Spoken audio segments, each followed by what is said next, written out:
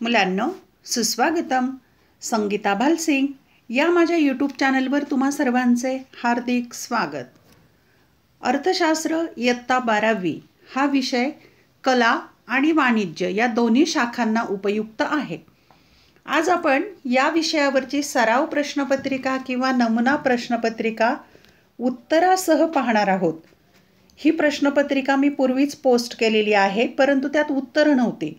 म्हणून तुमच्याच मागणीवरून मी उत्तरासह नमुना प्रश्नपत्रिका पोस्ट करत आहे. 80 गुणांची 1 ते 10 अशा संपूर्ण प्रकरणावर आधारित आहे.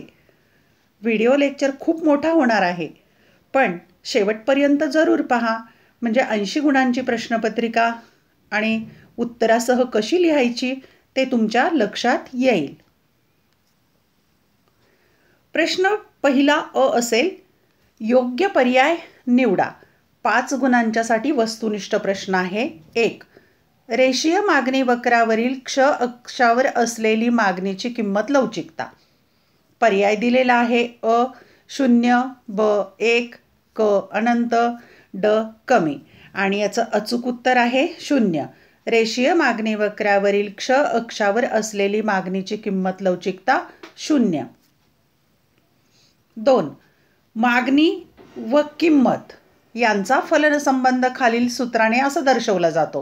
अ दिलेला आहे dx बरोबर f कंसात px. ब दिलेला आहे dx बरोबर f कंसामध्ये p4. क दिलेला आहे dx बरोबर f कंसात y. आणि ड पर्याय आहे dx बरोबर t कंसात tx कंसामध्ये. तर याचा अचूक उत्तराचा पर्याय आहे अ dx बरोबर f कंसात px.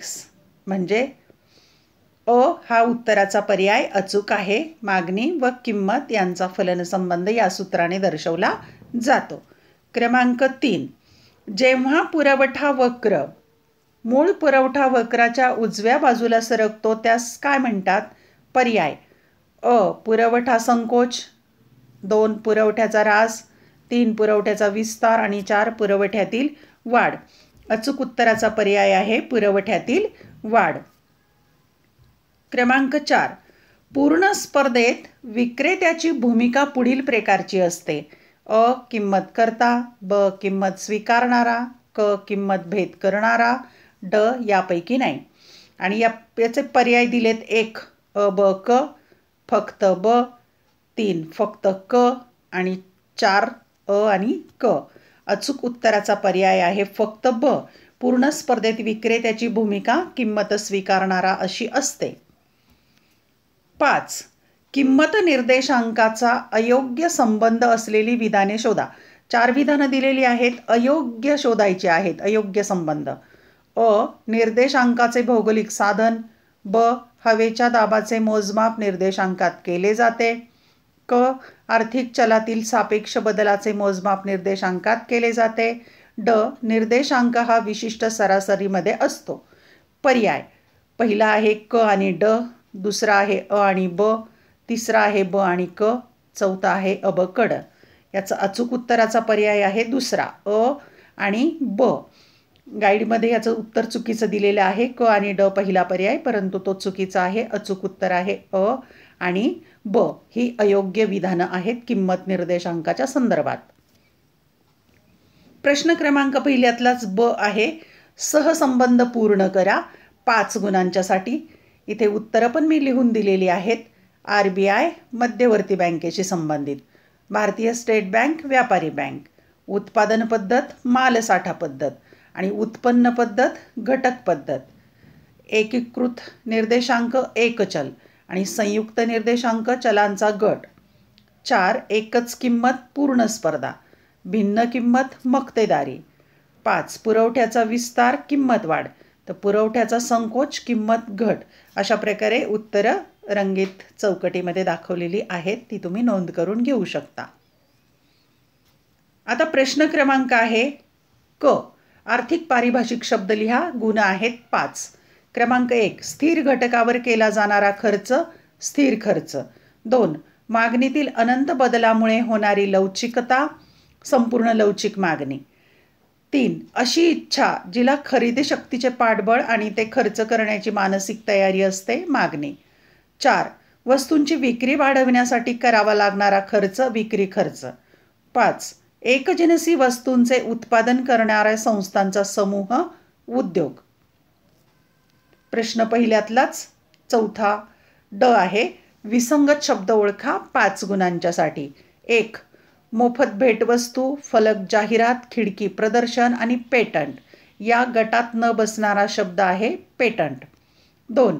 पूर्ण स्पर्धा, मक्तेदारी, अल्पाधिकार, अत्यल्पकालीन बाजार या गटामध्ये किंवा विसंगत शब्द आहे अत्यल्पकालीन बाजार. 3.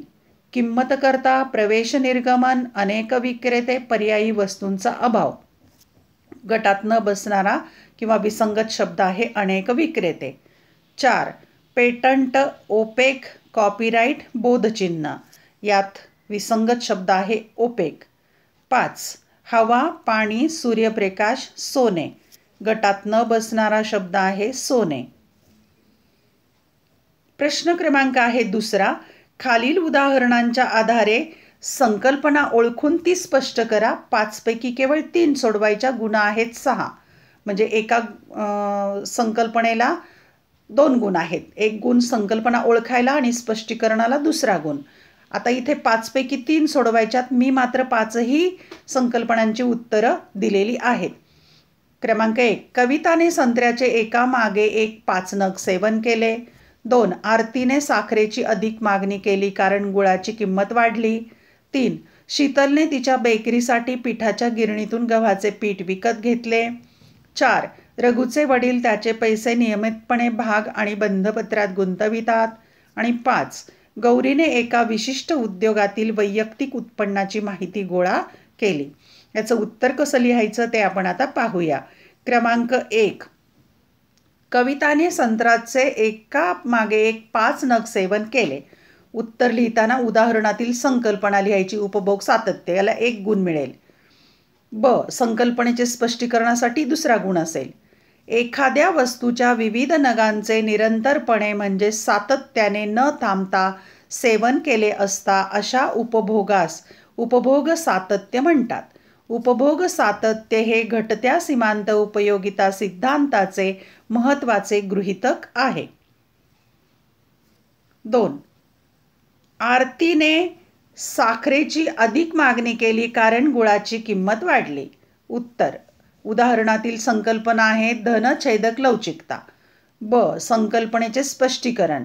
एका वस्तूच्या मागणीतील वाढ ही दुसऱ्या वस्तूच्या किमतीतील वाढीमुळे होत असेल.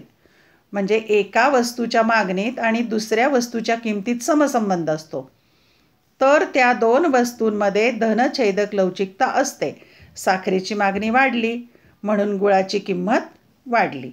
अशा अर्थाने साखरेची अधिक मागणी केली कारण गुळाची किंमत वाढली. पुढची संकल्पना पाहूया. क्रमांक 3. शीतलने तिच्या बेकरीसाठी पिठाच्या गिरणीतून गव्हाचे पीठ विकत घेतले. उत्तर अ. उदाहरणातील संकल्पना आहे खाजगी गुंतवणूक खर्च. आणि ब लिहायचं संकल्पनेचे स्पष्टीकरण.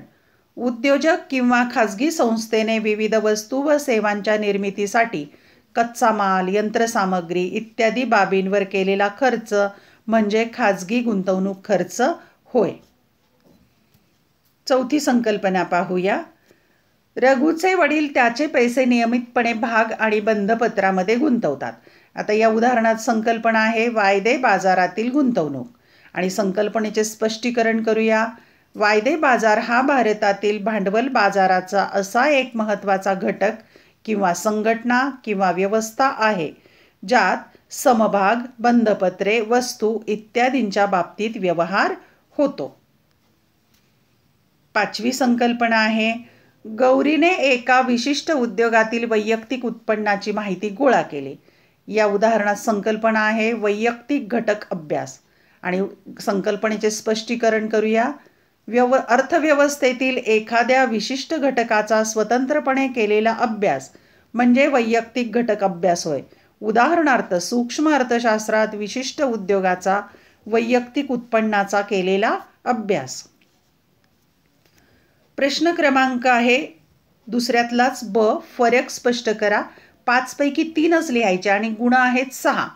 आता इथे 5 फरक आहेत, 5ची उत्तरे मी देत आहे, पण तुम्ही उत्तरपत्रिकेत 3च लिहायचे आहेत.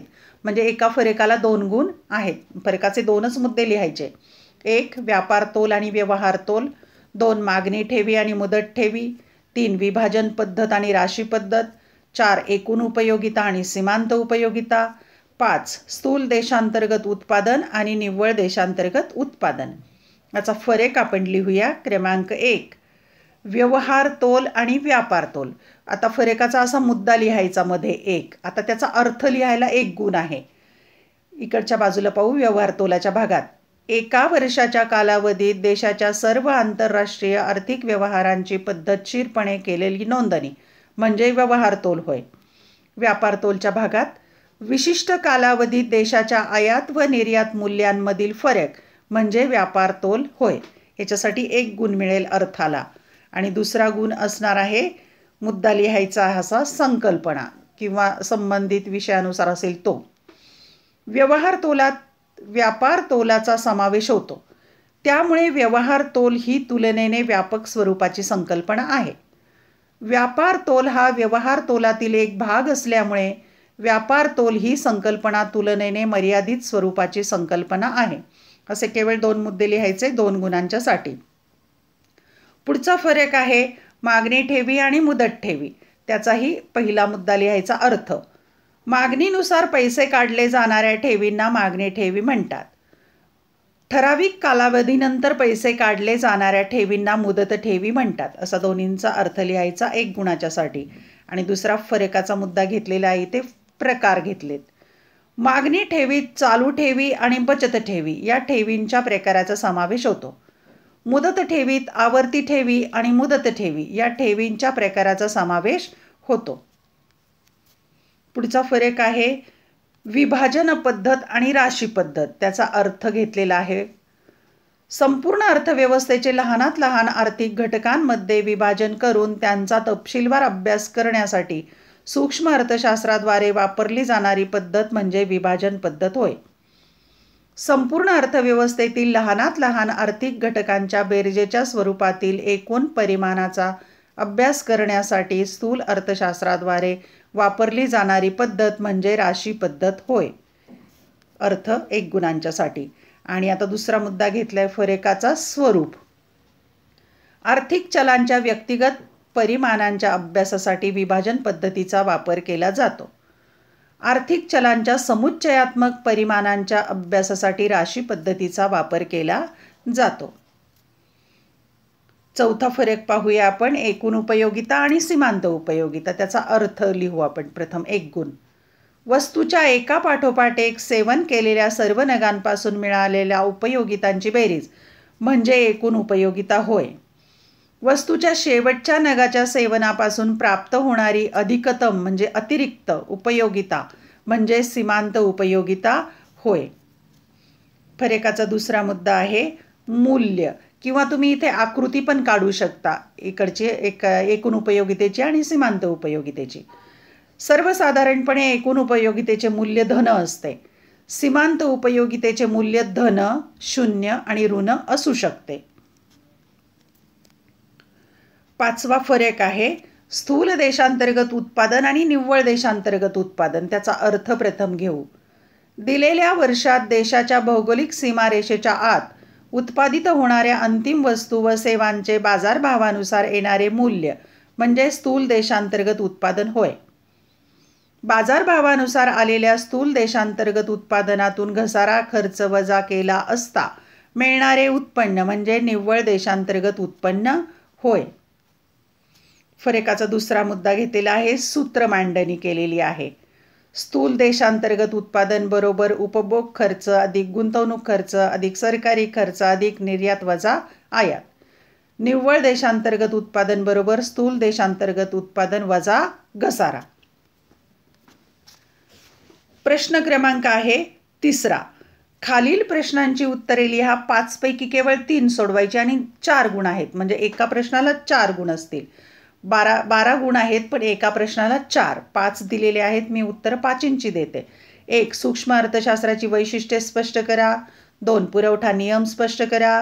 3 पूर्ण स्पर्धेची वैशिष्ट्ये किंवा अटी स्पष्ट करा. 4 तुटीच्या अंदाजपत्रकाची माहिती लिहा. आणि 5 घटत्या सीमांत उपयोगितेचा नियम स्पष्ट करा. आपण क्रमाने प्रश्नांची उत्तरे पाहूया. पहिला प्रश्न आहे, सूक्ष्म अर्थशास्त्राची वैशिष्ट्ये लिहायची. पण केव्हाही प्रश्नामध्ये जर तुम्ही व्याख्या लिहिली तर अधिक उपयोगी होईल. वैशिष्ट्ये लिहिण्यापूर्वी व्याख्या लिहूया आपण. पहिली मॉरिस डॉब. अर्थव्यवस्थेचे सूक्ष्मदर्शी अध्ययन म्हणजे सूक्ष्म अर्थशास्त्र. दुसरी व्याख्या आहे ए.पी. लर्नर. सूक्ष्म अर्थशास्त्राद्वारे अर्थव्यवस्थेकडे जणू काही सूक्ष्मदर्शकाद्वारे पाहिले जाते. अर्थव्यवस्था रूपी शरीरातील लाखो पेशी म्हणजे व्यक्ती आणि कुटुंबे उपभोक्त्याच्या रूपाने आणि व्यक्ती व उत्पादन संस्था उत्पादकाच्या रूपाने अर्थव्यवस्थेच्या संचलनात कशा प्रकारे भूमिका पार पाडतात हे अभ्यासण्यासाठी सूक्ष्मलक्षी अर्थशास्त्र या पेशीकडे जणू काही सूक्ष्मदर्शकातून पाहते. तुम्ही एक व्याख्या लिहिली तरी चालू शकेल. आता पाहूया आपण सूक्ष्म अर्थशास्त्राची वैशिष्ट्ये. 1. वैयक्तिक घटकाचा अभ्यास.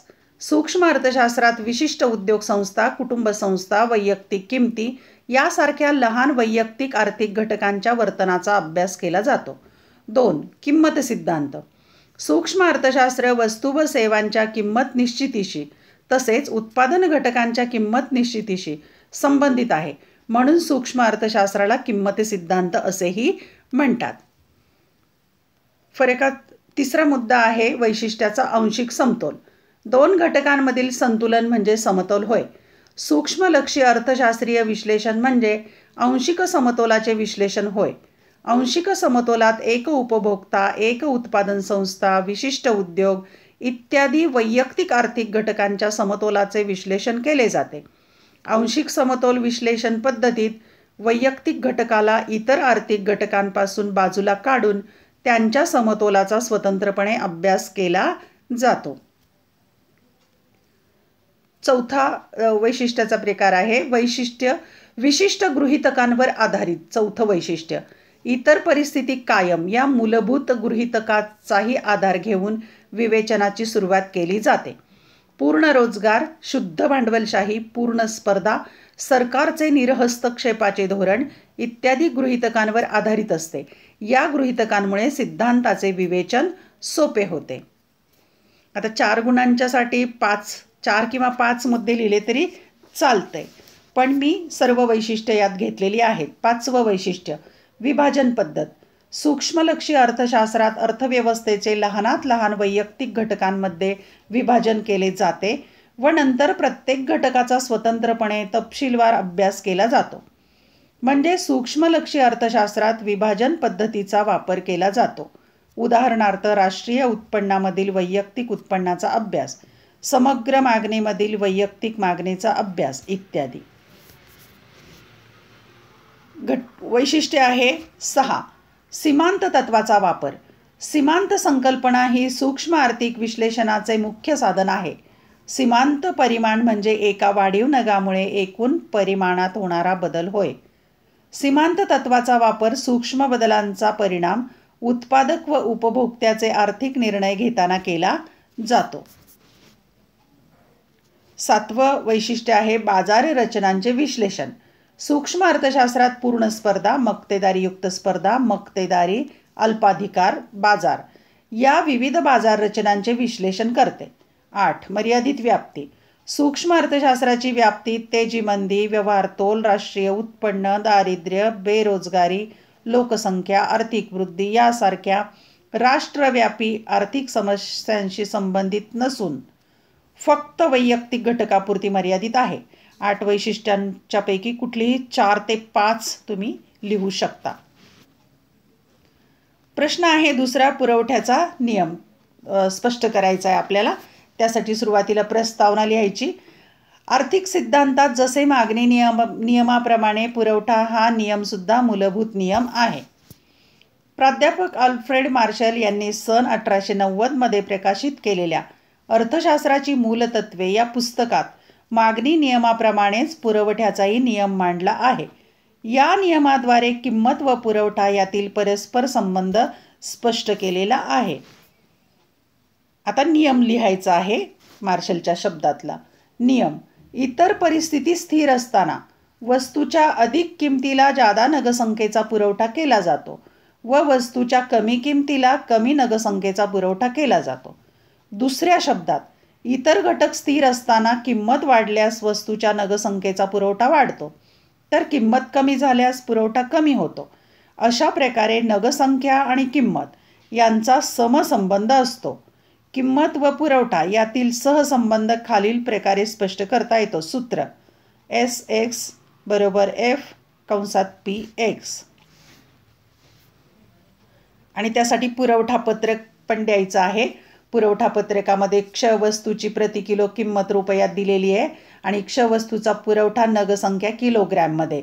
किंमत 10, 20, 30, 40, 50 अशी वाढत गेली आणि पुरवठा पण 100, 200, 300, 400, 500 किलोनी वाढत गेला. उलट पण सांगू शकतो की 50 पासून इकडे किंमत कमी होत गेली, पुरवठा पण कमी होत गेला, असा समसंबंध आहे. आणि मग हेच इथे या तक्त्याचं विश्लेषण लिहायचं. तक्त्यामध्ये क्ष वस्तूची किंमत आणि नगसंख्या यातील प्रत्यक्ष संबंध स्पष्ट केला आहे. जेव्हा किंमत 10 रुपयापासून 20, 30, 40, 50 रुपयापर्यंत अनुक्रमे वाढते, तेव्हा पुरवठा सुद्धा 100, 200, 300, 400, 500 नगसंख्येपर्यंत वाढतो. याचा अर्थ जेव्हा किंमत वाढते तेव्हा पुरवठाही वाढतो आणि किंमत कमी होते तेव्हा पुरवठाही कमी होतो. म्हणजेच वस्तूची किंमत आणि पुरवठा यांचा समसंबंध असतो, असं स्पष्टीकरण पण लिहायचं. आणि याच्यावरून आता आपल्याला आकृती काढायची आहे. आकृतीमध्ये पुरवठा वक्र काढायचा आहे. इथे अ आणि य अक्षावर किंमत घेतलेली आहे, अ आणि क्ष अक्षावर पुरवठा घेतलेला आहे. आणि आकृतीमध्ये जसे दाखवलेले आहेत किंमत आणि पुरवठ्याचं प्रमाण दाखवले, तसा हा वक्र डावीकडून उजवीकडे जाणारा, त्याला नाव द्यायचं प, आणि प हा पुरवठा वक्र तयार होतो. प पुरवठा वक्र तो पुरवठा आणि किमतीचा समसंबंध दर्शवतो. आकृतीचं स्पष्टीकरण लिहायचं. आकृतीमध्ये वस्तूचा पुरवठा नगसंख्या क्ष अक्षावर आणि किंमत य अक्षावर दाखवली आहे. प हा पुरवठा वक्र डावीकडून उजवीकडे वर जाणारा असून किंमत आणि पुरवठा यांचा प्रत्यक्ष संबंध दाखवला आहे, असं स्पष्टीकरण करायचं. आता तिसरा प्रश्न आहे, पूर्ण स्पर्धा म्हणजे काय, त्याची अटी लिहायच्या किंवा वैशिष्ट्य. पण आपण व्याख्या पण घेतली अगोदर तर अतिशय चांगलं. अर्थ आणि व्याख्या.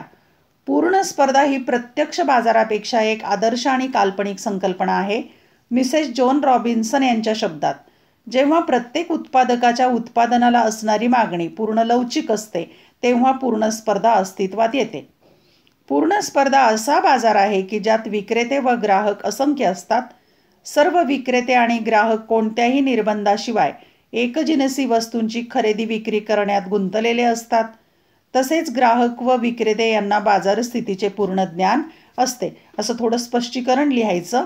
आणि मग त्याची वैशिष्ट्ये किंवा अटी लिहायच्या आहेत. पहिली अट आहे पूर्ण स्पर्धेची, असंख्य विक्रेते व असंख्य ग्राहक. पूर्ण स्पर्धेत असंख्य विक्रेते व असंख्य ग्राहक असतात. अगोदर उल्लेख केल्याप्रमाणे एकूण बाजारात प्रत्येक विक्रेता व ग्राहक यांचा सहभाग नगण्य असतो. त्यामुळे कोणताही एक विक्रेता बाजारातील किमतीवर प्रभाव पाडू शकत नाही. अशा प्रकारे पूर्ण स्पर्धेत विक्रेते किंमत स्वीकारणारे असतात. दुसरं वैशिष्ट्य लिहूया आपण. तसेच ग्राहकांची संख्या प्रचंड असते. प्रत्येक ग्राहकाची खरेदी ही एकूण खरेदीचा अल्पसा भाग असतो. त्यामुळे वस्तूच्या किमतीवर कोणताही ग्राहक प्रभाव पाडू शकत नाही. दुसरं वैशिष्ट्य, एकजिनसी वस्तू. पूर्ण स्पर्धेचे महत्त्वाचे वैशिष्ट्य म्हणजे असंख्य विक्रेत्यांकडून विकली जाणारी वस्तू ही ग्राहकाच्या दृष्टीने आकार, रूप, रंग, चव इत्यादी बाबतीत एकजिनसी असली पाहिजे. सर्व वस्तू परस्परांना पूर्णतः पर्यायी असतात. तिसरं वैशिष्ट्य पाहूया, मुक्त प्रवेश आणि निर्गमन. या बाजारपेठेत प्रवेश आणि निर्गमनावर कुठलेही निर्बंध नसतात. जर नफ्याची आशा असेल तर उद्योग संस्था बाजारात प्रवेश करतात आणि तोट्याची शक्यता असेल तर बाजारातून निर्गमन करतात. चौथं वैशिष्ट्य, एकच किंमत. पूर्ण स्पर्धेच्या बाजारात एकच किंमत असते, जी मागणी आणि पुरवठा यांच्या आंतरक्रियेने निर्धारित होते. पाचवं वैशिष्ट्य आहे बाजाराचे पूर्ण ज्ञान. ग्राहक आणि विक्रेते यांना बाजार स्थितीचे पूर्ण ज्ञान असते. प्रत्येक ग्राहक आणि विक्रेता यांना वस्तूची किंमत, गुणवत्ता, दर्जा, पुरवठ्याचा स्रोत इत्यादीचे ज्ञान असते. 6वं वैशिष्ट्य उत्पादन घटकांची पूर्ण गतिशीलता. पूर्ण स्पर्धेचे आणखी एक वैशिष्ट्य असे की उत्पादनाचे घटक हे पूर्णतः गतिशील असतात. म्हणजेच श्रम, भांडवल यासारखे घटक भौगोलिकदृष्ट्याच नव्हे तर व्यावसायिकदृष्ट्याही गतिशील असतात. तुम्ही कुठलीही 4 वैशिष्ट्ये लिहू शकता. 8 घेतलेली आहेत, 4 ते 5 लिहा. 7वं वैशिष्ट्य वाहतूक खर्चाचा अभाव. पूर्ण स्पर्धेत वस्तूची किंमत सर्वत्र सारखी असते कारण वाहतूक खर्च गृहीत धरलेला नसतो. या गृहीतकामुळे किंमत समानता निर्माण होते. 8वं वैशिष्ट्य सरकारी हस्तक्षेप नाही. निरहस्तक्षेप धोरण हे पूर्ण स्पर्धेचे महत्त्वाचे वैशिष्ट्य आहे. याचा अर्थ आर्थिक घडामोडींमध्ये शासकीय हस्तक्षेपाचा पूर्णतः अभाव असतो. कोणतेही 4 ते 5 वैशिष्ट्ये लिहा. 4था प्रश्न आहे, तुटीच्या अंदाजपत्रकाची माहिती लिहायची आहे. तुटीचे अंदाजपत्रक. जेव्हा सरकारची अपेक्षित प्राप्ती अंदाजित सरकारी खर्चापेक्षा कमी असते तेव्हा त्याला तुटीचे अंदाजपत्रक असे म्हणतात. अपेक्षित सरकारी प्राप्ती कमी आणि अंदाजित सरकारी खर्च हा जास्त असतो, त्याला म्हणायचं तुटीचे अंदाजपत्रक. मंदीच्या काळात तुटीचे अंदाजपत्रक उपयुक्त ठरू शकते. आर्थिक मंदीच्या काळात सर्व आर्थिक व्यवहार कमी पातळीत होत असतात. त्यामुळे बेरोजगारी निर्माण होते. याचे नियंत्रण करण्यासाठी कर्ज व तुटीच्या अर्थभरण्याद्वारे शासकीय खर्चात वाढ केली जाते. त्यामुळे वस्तू व सेवांची प्रभावी मागणी आणि रोजगारात वाढ होते. रोजगारात वाढ होईल आणि यातून पुढील गुंतवणुकीला प्रोत्साहन मिळेल. आधुनिक काळात तुटीचे अंदाजपत्रक हे शासनाचे सर्वसाधारणपणे राबवले जाणारे धोरण आहे. भारतासारख्या विकसनशील देशांनी आर्थिक विकासासाठी तुटीच्या अंदाजपत्रकाचा मार्ग सातत्याने अनुसरला आहे. पुढचा प्रश्न आहे, घटत्या सीमांत उपयोगितेचा सिद्धांत किंवा नियम सांगायचा आहे. 5वा घटत्या सीमांत उपयोगितेचा नियम, त्याची प्रस्तावना लिहायची. प्रथम, घटत्या सीमांत उपयोगितेचा सिद्धांत सर्वप्रथम प्राध्यापक गॉसेन यांनी मांडला, परंतु अल्फ्रेड मार्शल यांनी 1890 साली प्रकाशित झालेल्या अर्थशास्त्राची मूलतत्वे या ग्रंथात विस्तृत स्वरूपात स्पष्ट केला आहे. आता पाहूया सिद्धांताचं विधान. प्राध्यापक अल्फ्रेड मार्शल यांच्या मते इतर परिस्थिती स्थिर असताना व्यक्तीजवळ आधीपासून असलेल्या एखाद्या वस्तूच्या साठ्यात वाढ होत गेल्यास त्यापासून मिळणारे अतिरिक्त समाधान कमी होत जाते. दुसऱ्या शब्दात, इतर परिस्थिती कायम असताना एखाद्या वस्तूच्या साठ्यात वाढ होत गेल्यास वस्तूच्या साठ्यात होणाऱ्या वाढीबरोबर प्रत्येक वाढीव नगापासून मिळणारी जादाची उपयोगिता क्रमशः घटत जाते. थोडक्यात, एखादी वस्तू अधिक प्रमाणात असेल तर ती वस्तू अधिकाधिक प्रमाणात घेण्याची इच्छा कमी कमी होत जाते. आता हा जो नियम आहे तो तक्त्याच्या सहाय्याने सिद्ध करायचा. एक्सची नगसंख्या आणि सीमांत उपयोगिता. नगसंख्या 1, 2, 3, 4, 5, 6, 7 नग घेतले आणि त्यापासून मिळणारी सीमांत उपयोगिता 10, 8, 6, 4, 2, 0 आणि -2 आणि तक्त्याचं विश्लेषण लिहायचं. वरील तक्त्यावरून असे स्पष्ट होते की एखाद्या वस्तूच्या नगांचा उपभोग जसजसा वाढत जातो तसतशी त्यापासून मिळणारी सीमांत उपयोगिता क्रमशः घटत जाते, 0 व ऋण होत जाते. सीमांत उपयोगिता घटत गेलेली आहे, इथे 0 झालेली आहे आणि इथे ऋणसुद्धा झालेली आहे. आता याच तक्त्यावरून आकृती काढायची आहे. पहा, या आकृतीमध्ये घटत्या सीमांत उपयोगितेच्या सिद्धांताचा वक्र काढायचा आहे. आणि य अक्षावर घेतलेली आहे सीमांत उपयोगिता आणि क्ष अक्षावर घेतलेले आहेत वस्तूचे नग. दिलेल्या तक्त्याप्रमाणे सर्व नोंदी केल्यास बिंदू जोडून घ्यायचे. डावीकडून उजवीकडे खाली घसरत जाणारा हा मायनस होणारा सीमांत उपयोगितेचा वक्र सी आणि ओ तयार होतो. असा वक्र तुम्ही याला म्हणायचं नकारात्मक सीमांत उपयोगितेचा वक्र हा तक्त्यावरून काढता येईल. आकृती काढण्याचा सराव करा. आणि मग या आकृतीचं थोडं स्पष्टीकरण पण लिहायचं आहे. वरील आकृतीत क्ष अक्षावर वस्तूचे नग दर्शवले आहेत. य अक्षावर सीमांत उपयोगिता दर्शवली आहे. तक्त्यानुसार सीमांत उपयोगितेचे विविध बिंदू आलेखावर रेखाटून जोडले असता हा वक्र डावीकडून उजवीकडे खाली येतो. व असे दर्शवतो की वस्तूच्या उपभोगात सातत्याने वाढ झाल्यास सीमांत उपयोगिता घटत जाते. आकृती साध्या उत्तरपत्रिकेच्या कागदावरच काढायची आहे, त्यासाठी आलेख पेपर मिळत नाही. आणखी स्पष्टीकरण आहे. जेव्हा सीमांत उपयोगिता वक्र क्ष अक्षाला स्पर्श करतो तेव्हा सीमांत उपयोगिता 0 होते. हा बिंदू कमाल समाधानाची पातळी दर्शवतो. याला सर्वाधिक समाधानाचा सर्वोत्तम बिंदू किंवा तृप्तीचा बिंदू असे म्हणतात. या बिंदूनंतर वस्तूचा उपभोग घेतल्यास असमाधान किंवा नकारात्मकता मिळते आणि सीमांत उपयोगिता ऋण दर्शवली जाते, जी आकृतीत दाखवली आहे छायांकित करून. प्रश्न क्रमांक आहे 4. खालील विधानांशी तुम्ही सहमत की असहमत ते कारण स्पष्ट करा. 5 पैकी केवळ 3 लिहायचे आणि त्याला गुण असणार आहेत 12.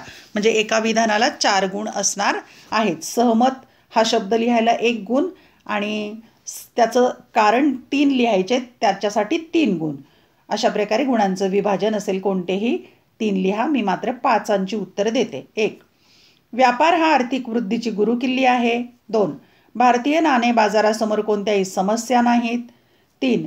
श्रमाचा पुरवठा वक्र मागे वळणारा असतो. 4. मागणी निर्धारित करणारा किंमत हा एकमेव घटक असतो. 5. निर्देशांक मूळ वर्षाशिवाय तयार करता येतो. आपण उत्तर पाहूया. क्रमांक 1. व्यापार हा आर्थिक वृद्धीची गुरुकिल्ली आहे. उत्तर लिहिताना असं लिहायचं, या विधानाशी मी सहमत आहे. याला 1 गुण मिळेल आणि पुढच्या मुद्द्यांच्यासाठी 1 गुण असेल. मग त्याची कारणं लिहायची. पहिलं कारण, विदेशी व्यापारामुळे परकीय चलन प्राप्त होते. प्राप्त विदेशी चलनाचा विविध उत्पादक कार्यासाठी वापर करता येतो. 2. विदेशी व्यापारामुळे स्वदेशी उत्पादकांना वस्तू व सेवांची देशांतर्गत बाजारपेठेत विक्री करण्याबरोबरच जागतिक बाजारपेठेत निर्यात करण्याची संधी मिळते. तिसरा मुद्दा आहे त्यातला, स्वदेशी वस्तूंच्या व सेवांच्या उत्पादनास व बाजार विस्तारीकरणास प्रोत्साहन मिळाल्यामुळे स्वदेशातील विविध उद्योगात मोठ्या प्रमाणावर गुंतवणुकीस प्रोत्साहन मिळते. मोठ्या प्रमाणावरील गुंतवणुकीमुळे रोजगार पातळीत व राष्ट्रीय उत्पन्नात वाढ होते व त्यामुळे अर्थव्यवस्थेत आर्थिक वृद्धी होऊ लागते. अशा प्रकारे व्यापार ही आर्थिक वृद्धीची गुरुकिल्ली आहे. क्रमांक 2. दुसरा आहे, भारतातील नाणे बाजारासमोर कोणत्याही समस्या नाहीत. या विधानाशी असहमत आहोत. आता इथे असहमत याच्यासाठी 1 गुण आणि बाकीचे 4 मुद्दे लिहिले तरी चालेल, पण मी मात्र समस्या सगळ्या घेतलेल्या आहेत की नाणे बाजारासमोर समस्या आहेत. कोणकोणत्या ते मी सर्व घेतले, त्यापैकी कुठल्याही 4 लिहा. 1. दुहेरी रचना. नाणे बाजारामध्ये संघटित व असंघटित क्षेत्र असल्यामुळे विघटन पारदर्शकतेचा अभाव आणि वाढती अस्थिरता निर्माण होते. अशा असंघटित बाजारामध्ये समन्वयाचा अभाव असतो. शिवाय तो भारतीय रिझर्व्ह बँकेच्या थेट नियंत्रण आणि देखरेखीखाली येत नाही. दुसरी समस्या आहे व्याजदरामध्ये समानतेचा अभाव. नाणे बाजारामध्ये व्यापारी बँका, सहकारी बँका, बिगर बँक, वित्तीय कंपन्या, विकास वित्त संस्था, गुंतवणूक कंपन्या इत्यादी विविध घटकांचा समावेश होतो. म्हणून व्याजाचे अनेक दर असतात. त्या अनुषंगाने कर्जदाराचे विविध प्रकार आहेत. तिसरी समस्या निधीची कमतरता. अपुऱ्या बचतीमुळे नाणे बाजाराला निधीची कमतरता भासते. दरडोई उत्पन्न, लोकांमध्ये बँकिंग सवयीची कमतरता, निरुपयोगी उपभोग खर्च, ग्रामीण भागात अपुऱ्या बँकिंग सुविधा इत्यादी बाबी देखील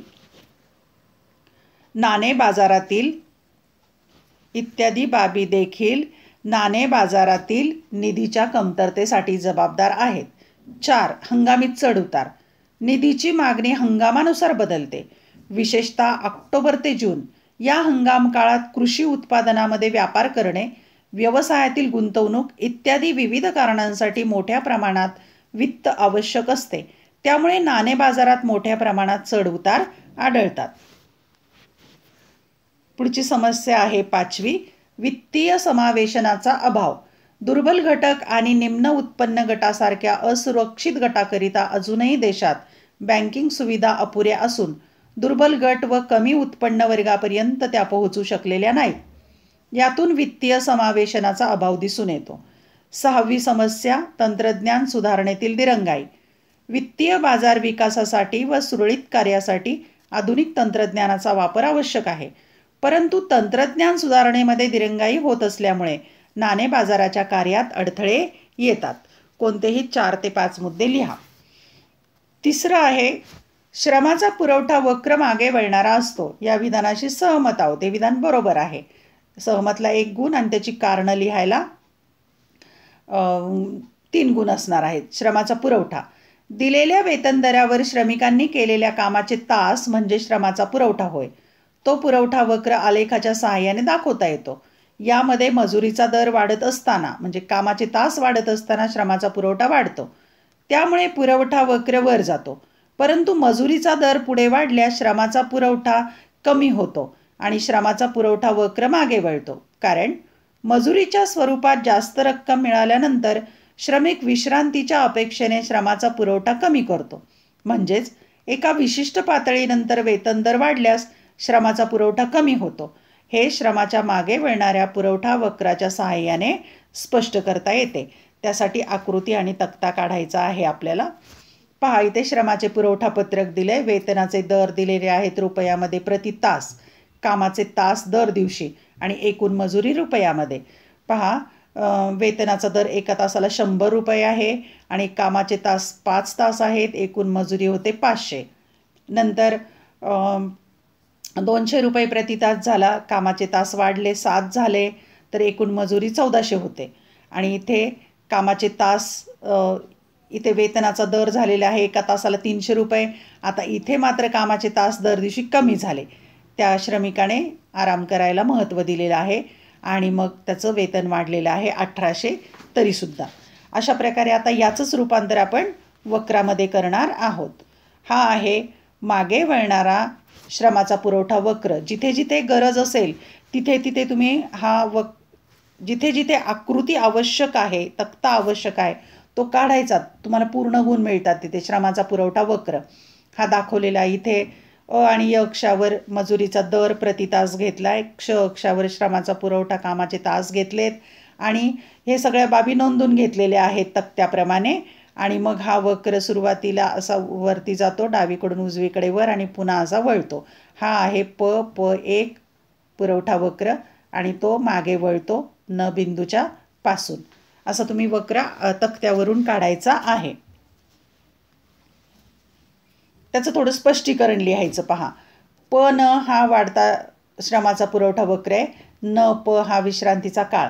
आकृतीत क्ष अक्षावर श्रमाचा पुरवठा दाखवला आहे. य अक्षावर मजुरीचा दर दाखवला आहे. न प हा मागे वळणारा पुरवठा वक्र आहे. वेतन दर 100 पर्यंत वाढल्यास श्रमाचा पुरवठा 5 तासाचा होतो.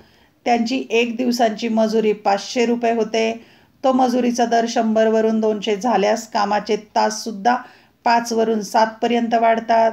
त्यांची एकूण मजुरीसुद्धा 500 वरून 1400 रुपये वाढते. जर यानंतर मजुरी दर 200 वरून 300 पर्यंत वाढल्यास श्रमिक विश्रांतीला पसंती देतो आणि काम कमी करतो. अशा प्रकारे तो श्रमिक फक्त 6 तास काम करण्यास तयार असतो.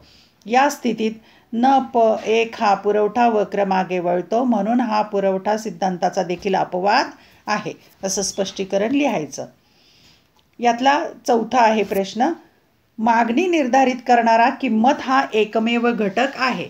आता मागणीवर परिणाम करणारे अनेक घटक आहेत म्हणून या विधानाशी असहमत आहोत. याला 1 गुण मिळेल. आणि मग मागणी निर्धारित करणारे घटक लिहायचे. ते अनेक आहेत. 4 ते 5 घटक तुम्ही लिहायचे कोणतेही, पण मी मात्र इथे सर्व घटक घेतलेत.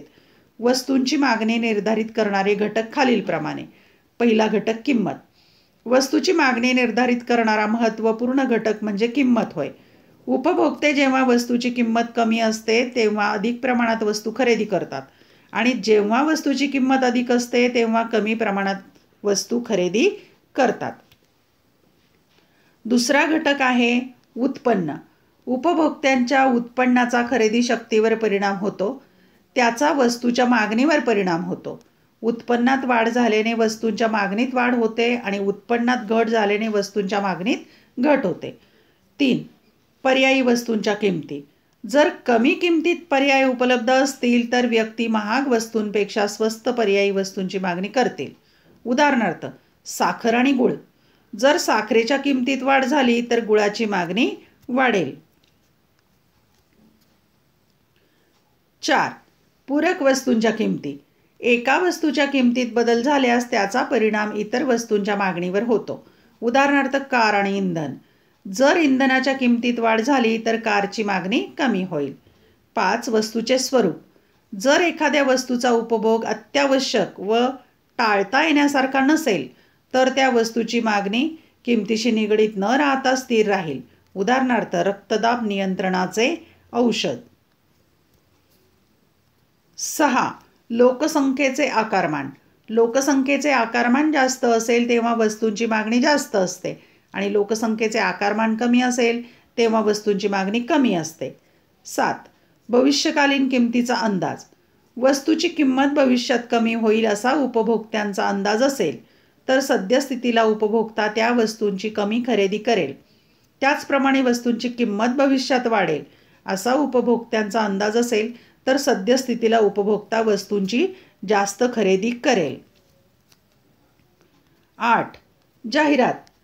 जाहिरात, विक्री प्रोत्साहन योजना आणि प्रभावी विक्री कौशल्य ग्राहकांच्या आवडीनिवडीत बदल घडवून आणतात व अनेक वस्तूंची मागणी निर्माण करतात. उदाहरणार्थ सौंदर्य प्रसाधने, टूथब्रश इत्यादी. 9. आवडीनिवडी, सवयी, फॅशन्स.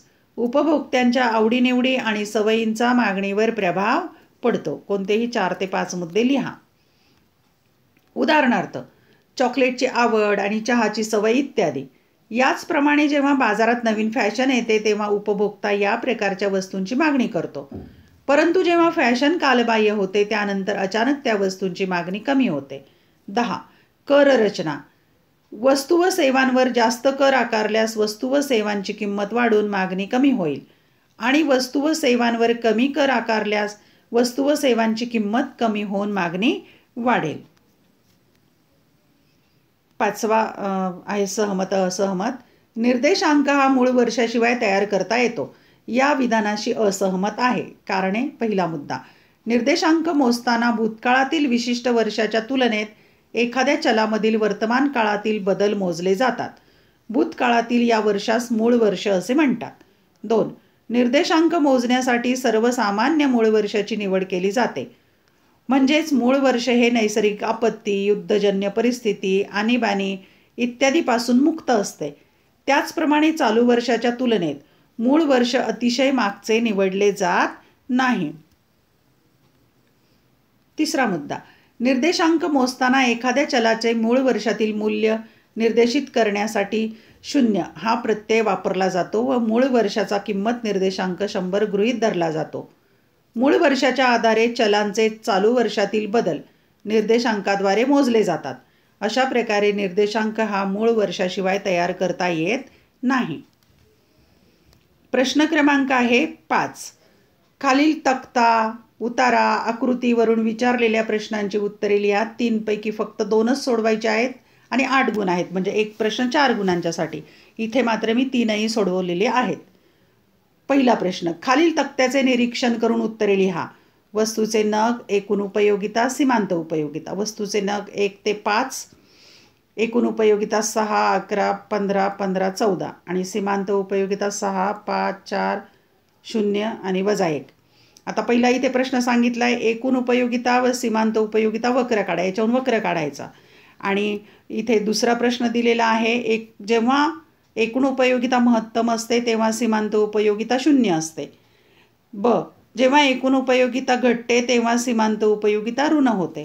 आता यातला एक राहिलेला आहे एकूण उपयोगिता आणि सीमांत उपयोगितेचा वक्र काढूया आपण. पहा इथे वक्र काढलेला आहे.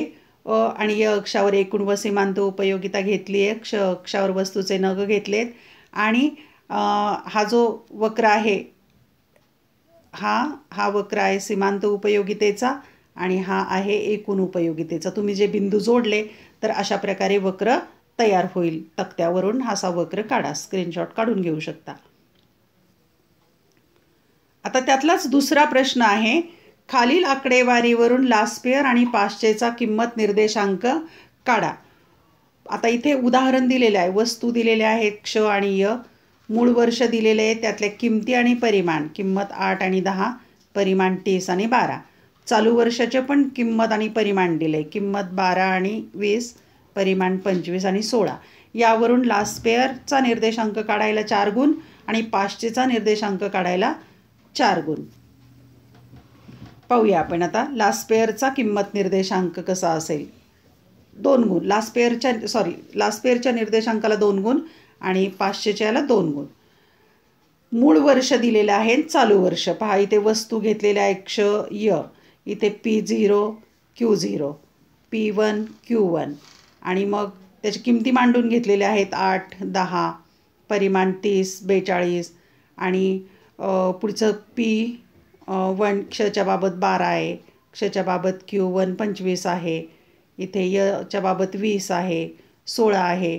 चालू वर्षामध्ये त्याचा आपण गुणाकार केला आहे P1 आणि Q0चा 360 क्षवस्तूच्या बाबत आला आहे आणि इथे P0 आणि Q0चं 240 आलं आहे क्षवस्तूच्या बाबत.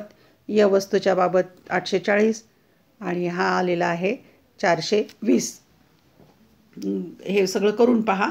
नंतर एकूण आलेले आहे समेशन P1 Q0चं 1200 आणि समेशन P0 Q0चं 660. या सगळ्या गणिती क्रिया करून पहा, स्क्रीनशॉट काढून घ्या. आणि आता या सूत्रामध्ये किमती टाकायच्या आहेत. लास्ट पेअरचा किंमत निर्देशांक सूत्र आहे P01 बरोबर अंशस्थानी समेशन P1 Q0 छेद समेशन P0 Q0 गुणिले 100. मग सूत्रामध्ये किमती टाकल्यात 1200 छेद 360 गुणिले 100. गुणोत्तर करत जा. 120 छेद 66, 100 0 0 गेल्यावर 100 गुणिले 60 छेद 33 गुणिले 100, 6000 छेद 33. हे गुणोत्तर सोडवल्यास उत्तर येणार आहे 181.818. 181.82. अशा प्रकारे हे उत्तर येते लास्ट पेअरचा किंमत निर्देशांक. याप्रमाणे 500चा किंमत निर्देशांक काढलेला आहे. मूळ वर्ष दिलंय, चालू वर्ष दिलंय, वस्तू घेतल्या क्ष आणि व य, P0 Q0, P1 Q1, P1 Q1 म्हणजे गुणाकार करून घेतले P0 Q1. 8, 30, 12, 15, 10, 42, 20, 16, 300, 320, 200, 160. समेशन केलेलं आहे P1 Q1चं 620 आणि समेशन P0 Q1चं 360. या सगळ्या किमती सूत्रामध्ये टाकायच्या. स्क्रीनशॉट काढून घ्या.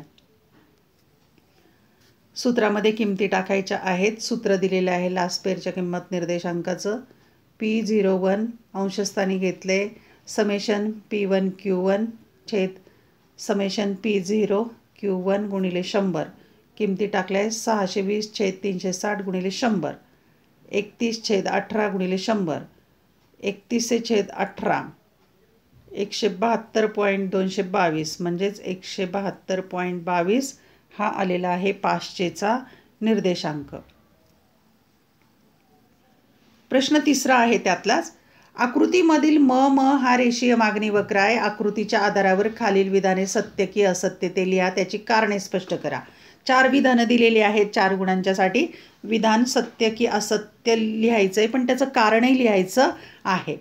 1. म3 या बिंदूवर मागणी अधिक लवचिक आहे. 2. म1 बिंदूवर मागणी एकक लवचिक आहे. 3. म2 या बिंदूवर मागणी कमी लवचिक आहे. 4. म या बिंदूवर मागणी संपूर्ण लवचिक आहे.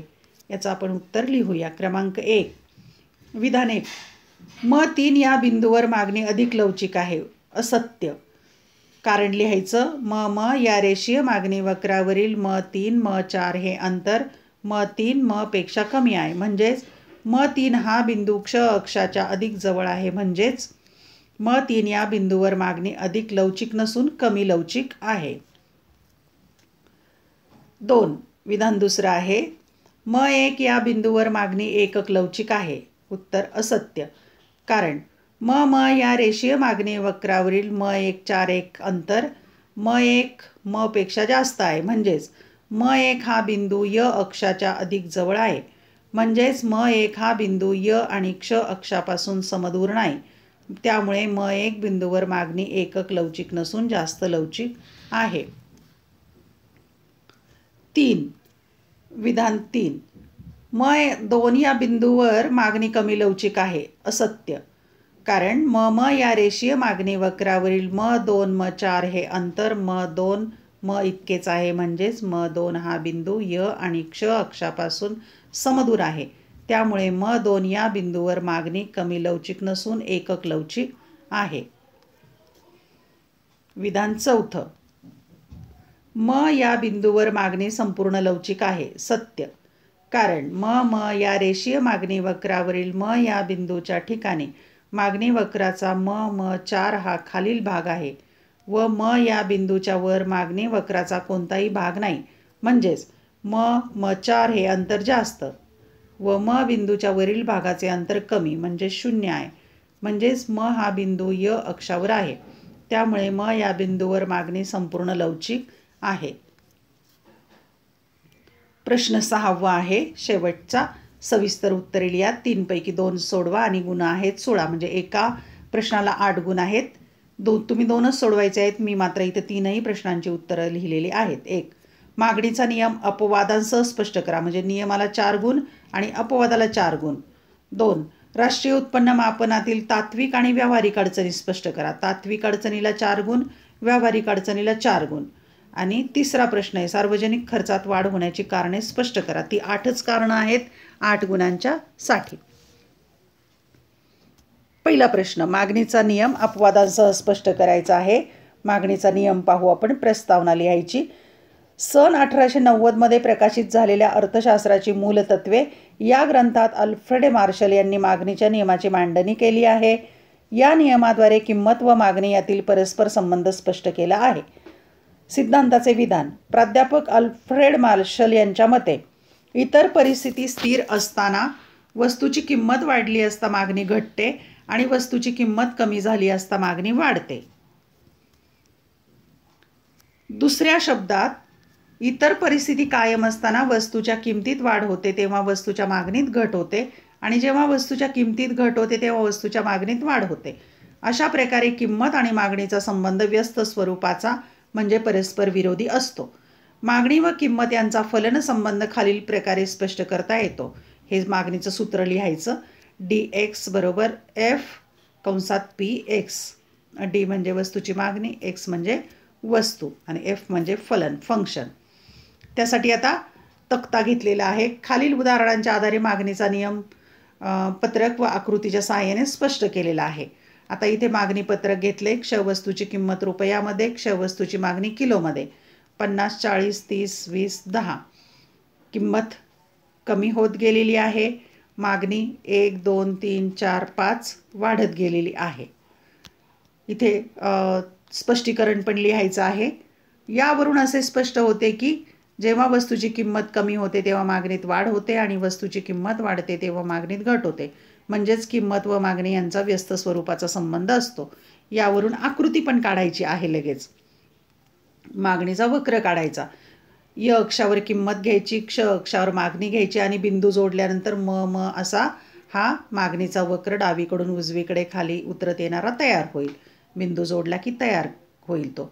क्ष अक्षावर वस्तूची मागणी, य अक्षावर वस्तूची किंमत, म हा मागणी वक्र आहे जो डावीकडून उजवीकडे खाली येणारा असतो. म्हणजे मागणी वक्राचा आकार ऋणात्मक असतो कारण हा वक्र किंमत आणि मागणीचा व्यस्त संबंध दर्शवतो. असं विश्लेषण थोडं लिहा. आता लिहायचे आहेत मागणीच्या नियमाचे अपवाद अधिक आहेत. त्यातले कुठलेही तुम्ही 4-5 लिहिले तरी चालेल. मागणीच्या नियमाचे अपवाद. मागणीच्या नियमाचे काही अपवाद आहेत. याचाच अर्थ काही अपवादात्मक परिस्थितीत वस्तूची किंमत वाढते तेव्हा उपभोक्ता अधिक वस्तूंची खरेदी करतो आणि किंमत कमी झाल्यावर कमी वस्तूंची खरेदी करतो. अशा वेळी मागणी वक्र डावीकडून उजवीकडे खालून वर जाणारा असतो. मागणी वक्रातील धनात्मक संबंध आकृतीच्या सहाय्याने स्पष्ट केलेला आहे. पहा आता हा अपवादात्मक मागणी वक्र म्हणायचा. हा य अक्षावर किंमत, क्ष अक्षावर मागणी घेतलेली आहे आणि असा अपवादात्मक मागणी वक्र तयार होतो. म ही आकृती पण काढणं आवश्यक आहे. आता पाहूया त्यात अपवाद. पहिला आहे अपवाद गिफेनचा विरोधाभास. कनिष्ठ वस्तू किंवा हलक्या प्रतीच्या वस्तू म्हणजे गिफेन वस्तू, की ज्या वस्तूंच्या किमती कमी झाल्या तरी त्यांच्या मागणीत वाढ होत नाही. अशा वेळी जेव्हा वस्तूची किंमत कमी होते तेव्हा त्या वस्तूची मागणी कमी होते. सर रॉबर्ट गिफेन यांनी इंग्लंडमध्ये कनिष्ठ दर्जाच्या वस्तूंमधील संबंध शोधून काढला. जेव्हा पावाच्या किमती कमी होतात तेव्हा व्यक्ती त्यांची अधिक खरेदी करत नाहीत, कारण त्यांची खरेदी शक्ती आणि वास्तव उत्पन्नात वाढ होते आणि त्याऐवजी ते उच्च दर्जाच्या वस्तू, उदाहरणार्थ मांस खरेदी करण्यास प्राधान्य देतात. यालाच गिफेनचा विरोधाभास असे म्हणतात. नंबर 2चा अपवाद आहे प्रतिष्ठेच्या वस्तू. मौल्यवान वस्तू जसे हिरे, सोने इत्यादी प्रतिष्ठादर्शक वस्तू आहेत, म्हणून श्रीमंत व्यक्ती अशा वस्तूंच्या किमतीत वाढ झाली तरीही अधिक वस्तू खरेदी करतात. 3. भविष्यकालीन किमतीचा अंदाज. जेव्हा लोकांना भविष्यकाळात वस्तूंच्या किमती वाढतील असा अंदाज असेल तेव्हा हा मागणीचा नियम खरा ठरणार नाही. अशा परिस्थितीत वस्तूंच्या किमती वाढत असताना देखील उपभोक्ते अधिक मागणी करतात. उदाहरणार्थ दीपावलीच्या काळाच्या अगोदर साखर, तेल यासारख्या वस्तूंच्या किमती वाढत असतानाही उपभोक्ते वाढत्या किमतीला मागणी करतात, कारण दीपावलीमध्ये किमती अधिक वाढण्याची शक्यता असते. 4. किमतीचा आभास. अनेक वेळा उपभोक्त्यांना असे वाटते की जास्त किमतीच्या वस्तू चांगल्या दर्जाच्या असतात, म्हणून या वस्तूंच्या मागणीत मोठ्या प्रमाणात वाढ होते. उदाहरणार्थ उच्च दर्जाच्या वस्तू. क्रमांक 5. अज्ञान. काही वेळेस व्यक्ती अज्ञानामुळे अधिक किंमत असतानाही वस्तू खरेदी करतात. हे तेव्हाच होऊ शकते जेव्हा उपभोक्त्याला इतर ठिकाणी त्या वस्तूंमधील किमतीबद्दल माहिती नसते. 6. सवयीच्या वस्तू. चहासारख्या विशिष्ट वस्तूंच्या उपभोगाची सवय असल्यास अधिक किमतीलाही गरजेनुसार खरेदी केली जाते.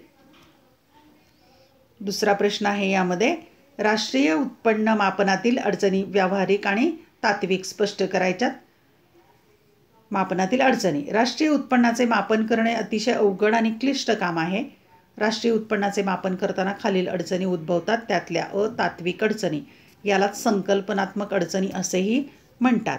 पाहूया आपण तात्विक अडचणी. 1. हस्तांतरित देणी. व्यक्तीला मिळणारे निवृत्ती वेतन, बेकार भत्ता याला हस्तांतरित देणी म्हणतात. याचा समावेश राष्ट्रीय उत्पन्नात करणे कठीण असते, कारण एका बाजूने हे व्यक्तीला मिळणारे उत्पन्न असते तर दुसऱ्या बाजूने तो सरकारचा खर्च असतो, म्हणून अशा हस्तांतरित देणी राष्ट्रीय उत्पन्नात मोजल्या जात नाहीत. 2. बेकायदेशीर व्यवहारांपासून मिळणारे उत्पन्न. जुगार, काळ्या बाजारातील खरेदी विक्री, तस्करी इत्यादी बेकायदेशीर व्यवहारांपासून मिळणाऱ्या उत्पन्नाचा समावेश राष्ट्रीय उत्पन्नात केला जात नाही. अशा सर्व वस्तूंना मूल्य असते व त्या उपभोक्त्यांच्या गरजा देखील भागवतात. अशा उत्पन्नास सरकारी मान्यता नसल्याने त्यांचा समावेश राष्ट्रीय उत्पन्नात केला जात नाही.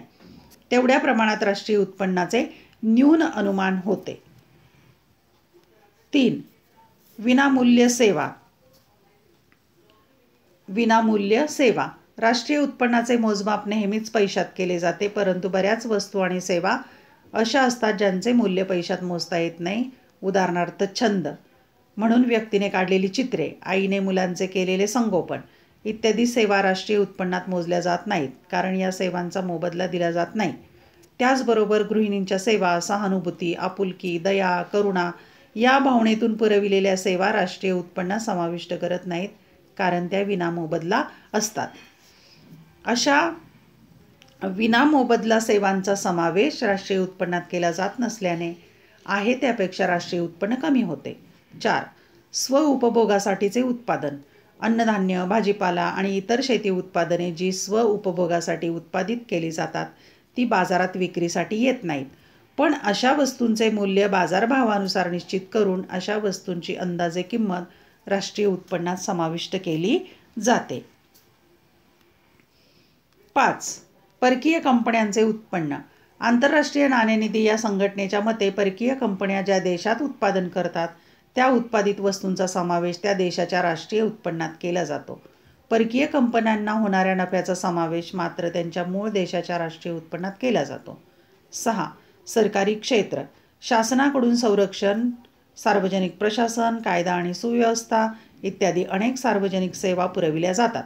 अशा सार्वजनिक सेवांचे मूल्य निश्चित करणे अवघड असते, कारण अशा सेवांचे वास्तव मूल्य माहीत नसते. म्हणून अशा सार्वजनिक सेवा अंतिम सेवा म्हणून राष्ट्रीय उत्पन्नात समाविष्ट केल्या जातात. 7. किमतीतील बदल. किमतीत होणाऱ्या बदलामुळे राष्ट्रीय उत्पन्नाचे मापन करताना अडचणी येतात. देशातील वस्तू आणि सेवांच्या किमती वाढल्या तर बाजार किमतीनुसार राष्ट्रीय उत्पन्नात वाढ झाल्याचे दिसून येते. म्हणजे देशातील वस्तुरूप उत्पादन कमी झाले तरी किंमत वाढीमुळे देशाच्या राष्ट्रीय उत्पन्नात वाढ होते. तुम्ही कुठलेही 4 ते 5 मुद्दे लिहू शकता. आता पाहूया आपण व्यावहारिक अडचणी. राष्ट्रीय उत्पन्नाचे मापन करताना उत्पादकाची पूर्ण आणि खात्रीशीर सांख्यिकीय माहिती संकलित करताना अनेक अडचणी येतात. त्यापैकी काही अडचणी पुढीलप्रमाणे. 4 ते 5 अडचणी लिहा. 1. दुहेरी गणनेची समस्या. पहिली अडचण आहे दुहेरी गणनेची समस्या. राष्ट्रीय उत्पन्न मोजताना येणारी सर्वात मोठी अडचण म्हणजे दुहेरी गणना. एखादी वस्तू मध्यम आहे की अंतिम आहे हे निश्चित करणे अवघड असल्यामुळे बऱ्याच वस्तूंची गणना दोनदा होण्याची भीती असते. त्यामुळे वास्तविक राष्ट्रीय उत्पन्न अनेक पटींनी अधिक दिसते. उदाहरणार्थ, बेकरीत जे पीठ वापरले जाते त्याला मध्यम वस्तू म्हणून संबोधले जाते, पण तेच पीठ जर कुटुंबाकडून वापरले गेले तर ते अंतिम वस्तू म्हणून गणले जाते.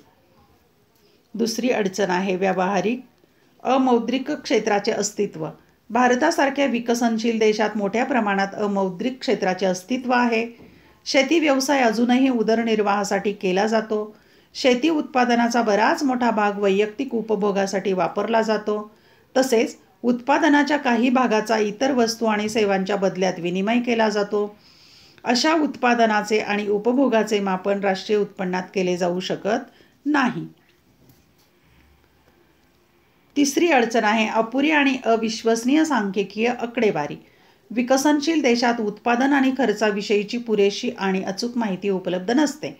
शेती, मत्स्य व्यवसाय, पशुपालन, वन उत्पादने, किरकोळ व्यावसायिक, बांधकामावरील कामगार, छोटे व्यावसायिक इत्यादीच्या उत्पन्नासंबंधीची अचूक व विश्वासार्ह माहिती उपलब्ध नसते.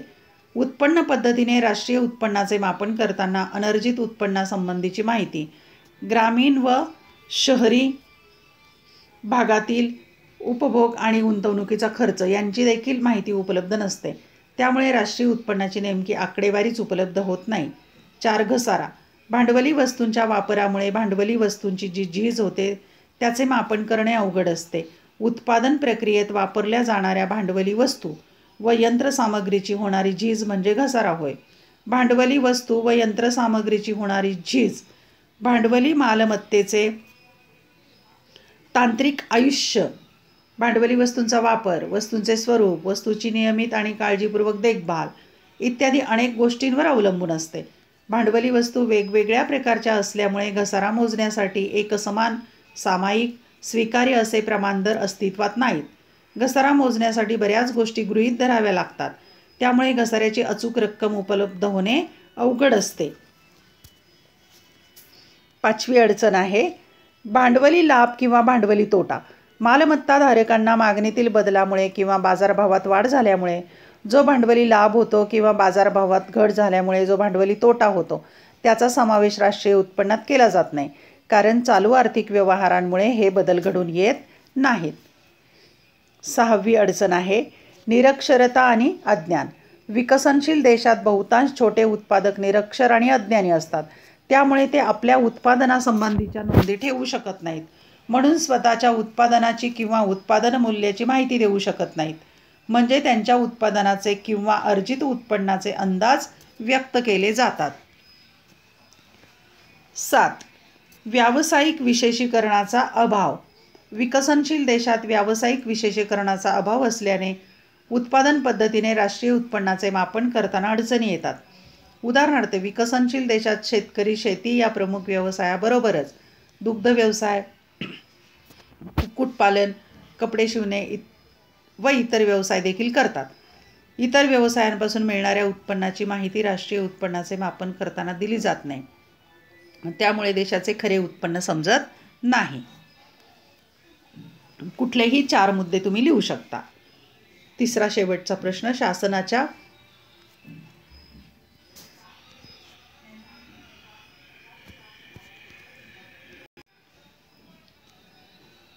तिसरा शेवटचा प्रश्न आहे शासनाच्या शासनाच्या सार्वजनिक खर्चात वाढ होण्याची कारणे.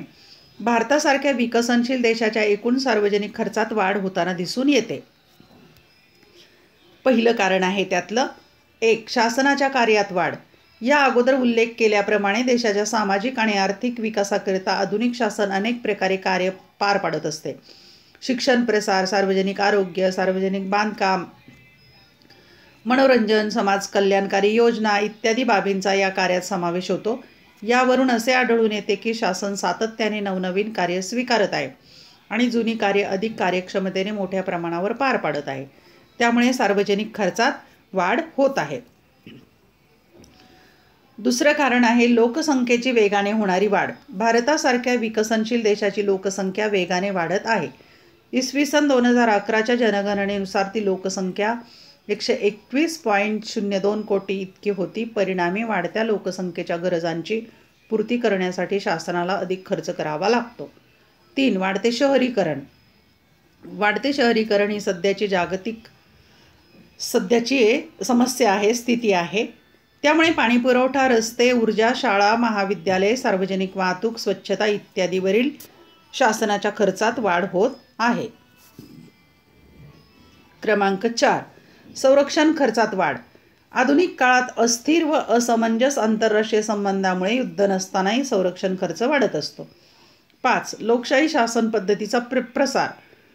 जगातील बहुसंख्य देशांमध्ये लोकशाही शासन पद्धती आहे. नियमित निवडणुका व इतर बाबींमुळे लोकशाही शासन पद्धती खर्चिक ठरते. त्यामुळे शासनाच्या एकूण खर्चात सतत वाढ होत जाते. 6. भाववाढ. एखाद्या खाजगी व्यक्तीप्रमाणेच आर्थिक व सामाजिक विकासासाठी शासनाला बाजारातून वस्तू व सेवांची खरेदी करावी लागते. सर्वसाधारणपणे किंमत वाढीची प्रवृत्ती दिसून येते. त्यामुळे शासनाला वाढीव खर्च करावा लागतो. 7. औद्योगिक विकास. औद्योगिक विकासामुळे अर्थव्यवस्थेत उत्पादन वाढ, रोजगार वाढ व एकूण वृद्धी घडून येते. म्हणून औद्योगिक विकासासाठी शासन मोठ्या प्रमाणावर प्रयत्न करते. त्यात विविध योजना आणि कार्यक्रमावर खर्च करते. परिणामी एकूण खर्चात वाढ होते. आणि 8वा शेवटचा मुद्दा, 8ही मुद्दे लिहायचे. आपत्ती व्यवस्थापन. अलीकडील काळात भूकंप, पूर, वादळे, सामाजिक अशांतता अशा नैसर्गिक व मानवनिर्मित आपत्ती वारंवार घडून येताना दिसत आहेत. त्यामुळे शासनाला आपत्ती व्यवस्थापनावर मोठ्या प्रमाणात खर्च करावा लागतो. परिणामी एकूण खर्चात वाढ होते. आधुनिक शासन कल्याणकारी राज्यासाठी कार्य करते. त्यामुळे सार्वजनिक खर्चात वाढ होणे अपरिहार्य आहे. धन्यवाद. व्हिडिओ आवडल्यास नक्की शेअर करा आणि चॅनल सबस्क्राईब करा.